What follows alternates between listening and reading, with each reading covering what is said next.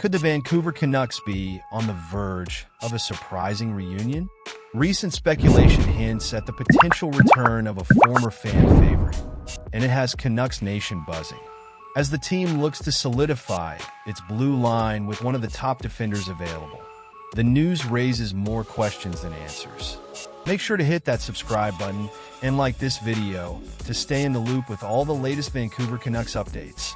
As recent whispers in the NHL world have sparked some intriguing discussions about the Vancouver Canucks potentially reuniting with Nikita Zadorov. Yes, you heard that right. Elliotte Friedman from Sportsnet recently posed the question of whether the Canucks might bring back the defender who left as a free agent this past July. It's a thought that stirs up a mix of nostalgia and hope for many fans. As the Canucks continue their quest for one of the top 4 defensemen available on the market, the list of potential candidates seems to be growing. Just look at the names that have been floated around: Marcus Pettersson, Rasmus Andersson, Mackenzie Weegar, and even Mike Matheson. Each name brings its own set of skills and potential impact on our blue line. But could Zadorov be the one that fits the best? Friedman made an interesting point in his latest 32 Thoughts segment. He suggested that a reunion with Zadorov could make a lot of sense. The Canucks are clearly missing his presence on the ice this season. He called it an odd idea, but one that resonates. Zadorov was a solid option for us before he left, and the thought of him returning brings back memories of his physical play and the stability he provided on defense. However, let's not sugarcoat it. Bringing Zadorov back to Vancouver would not be a simple task. He signed a hefty 6-year contract with the Boston Bruins back in July, which pays him $5 million a season. That's a significant commitment. For this to happen, the Bruins would likely need to retain part of his salary, and the Canucks would probably have to move a contract in return. Players like Nils Höglander, or even a defender such as Vincent Desharnais or Derek Forbort could be involved in such a deal. Now, considering Boston's current struggles this season, it raises the question of whether they would even entertain the idea of parting ways with Zadorov. Jim Montgomery's recent firing suggests some major shifts might be brewing in Beantown. But are they ready to trade away pieces while still trying to remain competitive? That remains to be seen. As Canucks fans, we're all eagerly watching this situation unfold.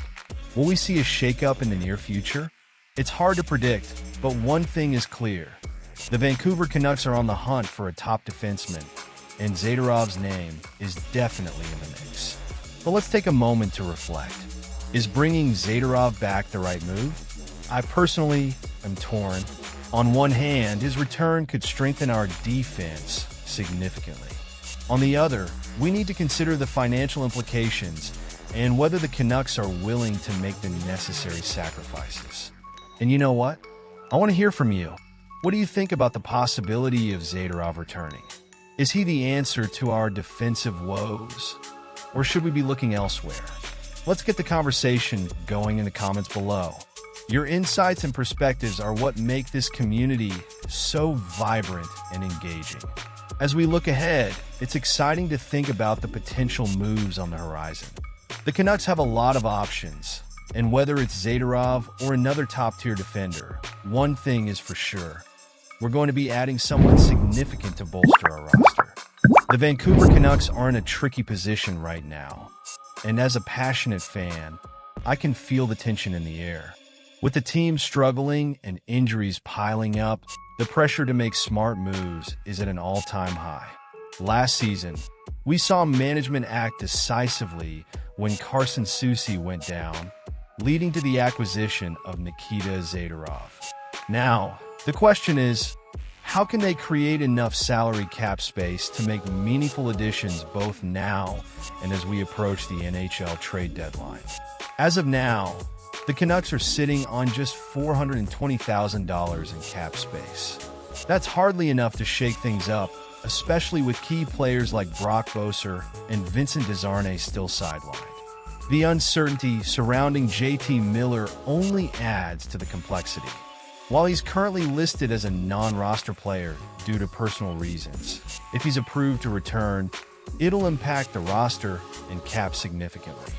To generate more cap space, the Canucks need to look at their roster and make some strategic moves. If Demko returns from injury and Silas is sent down to Abbotsford, the Canucks could open up $1.27 million. Add in Boeser's eventual return, and we could be looking at $2.19 million in space. This is crucial because it allows for potential trades without compromising the future. One of the most intriguing possibilities is the trade for Mike Matheson from the Montreal Canadiens. He carries a cap hit of $4.875 million, but if the Canadiens retain some salary, it could fit perfectly within our budget. Imagine Matheson joining our defensive lineup. The thought alone gets me excited, but I'm also anxious about what it would take to pull off such a trade.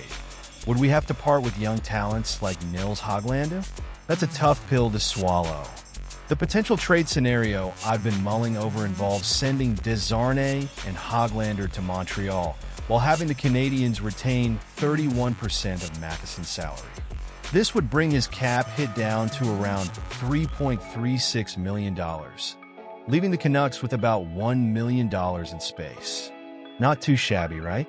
It would give us a solid top four defender while still maintaining some flexibility for future moves. With Boeser and Miller likely returning, we'd see a well-rounded lineup that could compete. Can you imagine the excitement of seeing a forward line that includes Pius Suter, JT Miller, and Brock Boeser? It's mouth-watering. We'd have depth and skill across the board, and that could dramatically shift our chances this season. However, I have to ask, is this the right path? With the stakes this high, every decision carries weight. Sure, we could trade away some promising players for immediate help, but what about the long-term implications? I'm honestly torn. I want to see the Canucks succeed now, but I don't want to sacrifice our future for a quick fix. And what about our young players? Sending Baines and Rady down to Abbotsford opens up even more cap space for us, but it also means we're losing out on their potential contributions. It's a delicate balance that management has to strike, and as fans, we're all holding our breath, hoping they make the right choices. So, what do you think? Are these potential moves enough to turn the Canucks around this season? I want to hear your thoughts.